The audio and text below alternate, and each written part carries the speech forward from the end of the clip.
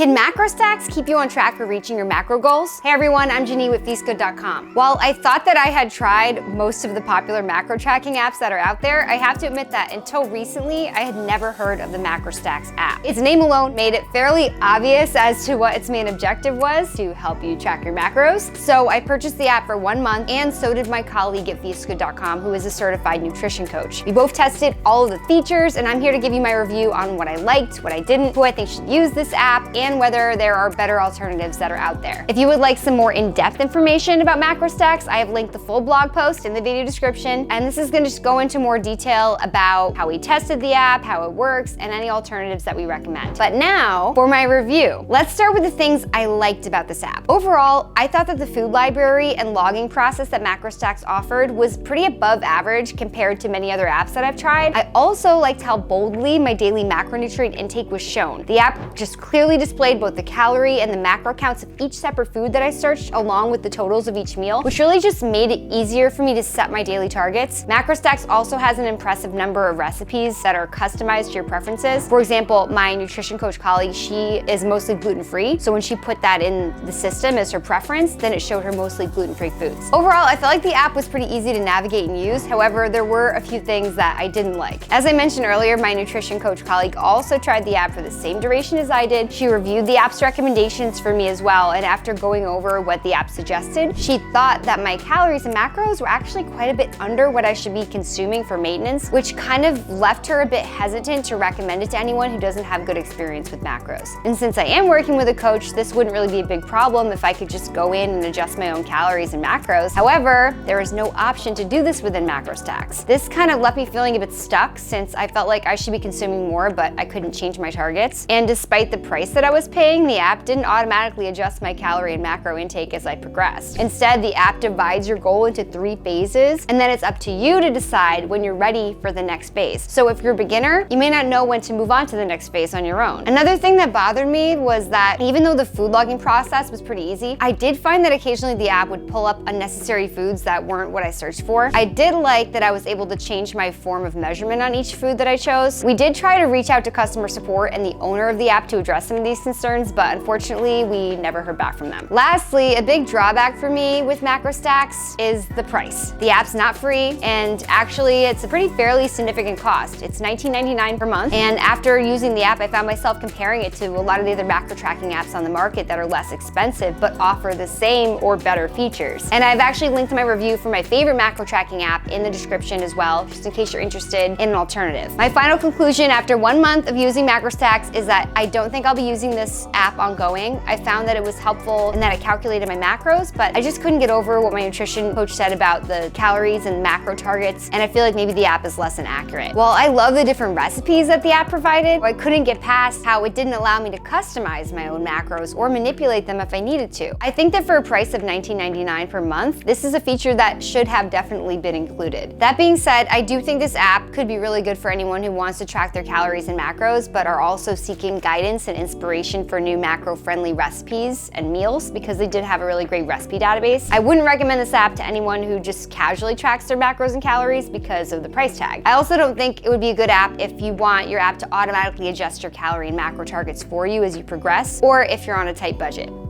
I hope that you found this review helpful. If you did, please give it a thumbs up and consider subscribing to our channel. And don't forget to hit that notification bell so you don't miss our next review. Thanks for watching.